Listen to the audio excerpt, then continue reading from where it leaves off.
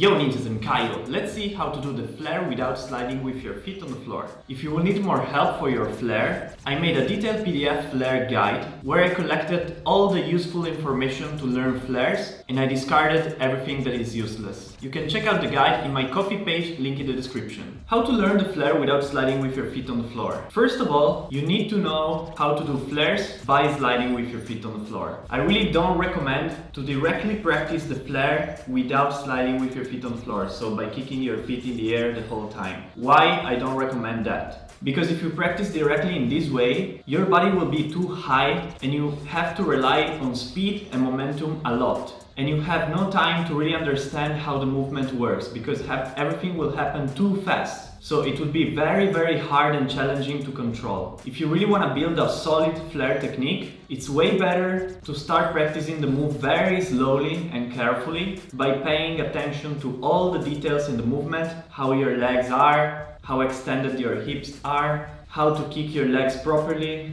and how to get high to the back. And only after mastering the flare movement, how the flare works, you can start practicing flares with your feet up in the air. So if you cannot do flares yet, check out the previous videos that I made about the flare, or check out the flare PDF guide that I made. If you can already do multiple flares by sliding it with your feet on the floor, you're ready to practice the flare in this way. I really recommend being able to do at least 5 or even 10 rounds of flares by sliding with your feet on the floor first. If you can do just 3 or 4 rounds, it's not enough in my opinion. You should be able to do more. As I said, at least 5. In my personal case, I learned the flare with my feet up in the air only when I could do more than 10 rounds of flare by sliding with my feet on the floor. So how to learn it? Here, instead of doing this and sliding here with this foot on the floor, you're gonna directly stay up with this foot in the air. So from here, instead of doing this, just practice doing this. So it looks more like a jump. And make sure you also use your hips. The hips are very important to make your flare higher. Because if you stay with your hips down like this, your feet, your legs are gonna be also lower usually. Not always, it depends from your flexibility. If you have a very good pancake stretch, you will be able to stay with your hips low and your legs very high. But if you're not that flexible, it's way better to try to push your hips higher. To be able to push your hips higher, you should work a lot on your shoulder extension mobility. So doing this stretch here, for example, or you can do the same stretch but on a bar by hanging on a bar like this, or you can do the same stretch with a stick, grabbing a stick behind your back and going up like this, okay? So practice the shoulder extensions a lot, this movement here with your arms. If you are flexible enough in this way, it will be way easier to make your flare higher and to stop sliding with your feet on the floor. If you are not flexible enough on your shoulders, you have to rely on the flexibility of your pancake stretch. You need to become more flexible in this stretch here going forward in order to maintain your hips low, but really kick your legs up. I really recommend working on both stretches. They are gonna be very useful for flares,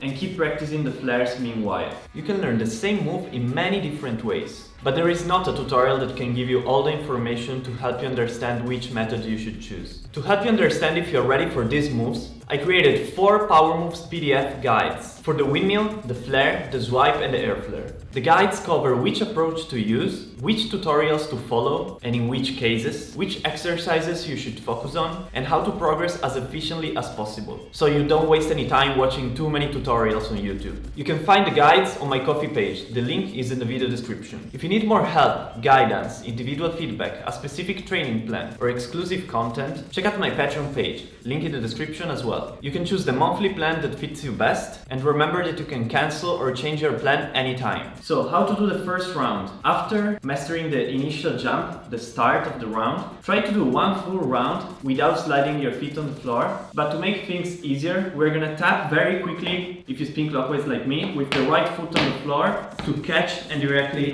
finish the round. I'm gonna show you what I mean. You can also bend your legs. Actually, I recommend bending your legs at first because it's gonna be way easier to control what you're doing. If you extend your legs too much, it's gonna be a little bit harder to control. So try to do something like this, very small.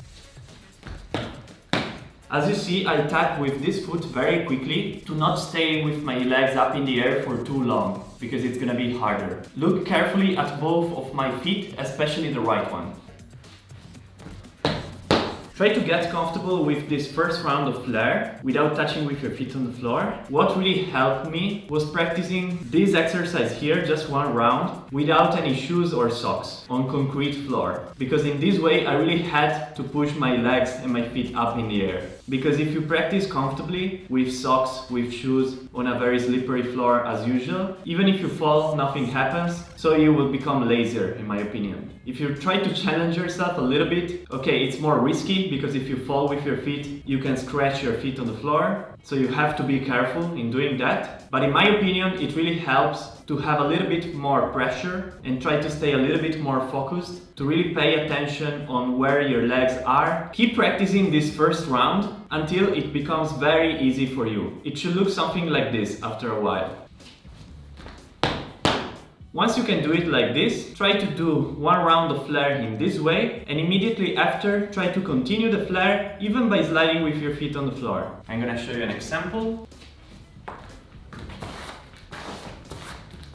Okay, so as you see, my first round was higher and then the second and the third rounds were much lower. But it's okay, you can do it in this way. Gradually with time, try to make the second round up in the air. How to do it? Actually, in this case, you just have to push higher and keep kicking higher all the time. There is not like a specific technique or rule. The important thing is that you push hard and that your flare is powerful enough to do it. The faster your flare will become, the easier it will be to stop sliding with your feet on the floor. First thing, learn multiple rounds of flares by sliding with your feet on the floor. At least 5 rounds, if possible more. Second step, stretch a lot, shoulder extensions and pancake stretch. These two stretches are the most important for flares. Practice both of them. Third step, learn one round of flare only by not sliding with your feet on the floor. Fourth step, connect one round of flare without sliding with your feet on the floor with multiple flares by sliding with your feet on the floor. Fifth and last step, try to make your flare more powerful and faster just by pushing and kicking harder. This will come with time. There is not like a way to kick harder, you just have to push more. You actively have to try to make your flare faster in order to make it faster. If you just practice flare without thinking about it, it will not automatically become faster, but you really have to try to push harder. And gradually with time you will notice the difference. When you will be able to do that, your flare will become naturally wider and your feet will stop touching the floor.